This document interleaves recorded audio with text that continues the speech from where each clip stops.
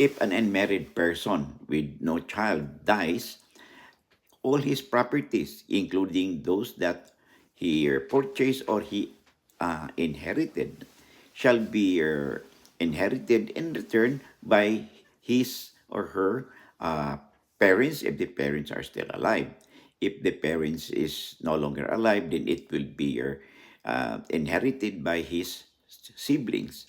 Now, if one or two siblings is also a deceased, then their children or the niece or the nephew of the deceased shall shall inherit or represent or take the share of the deceased parents by right of representation.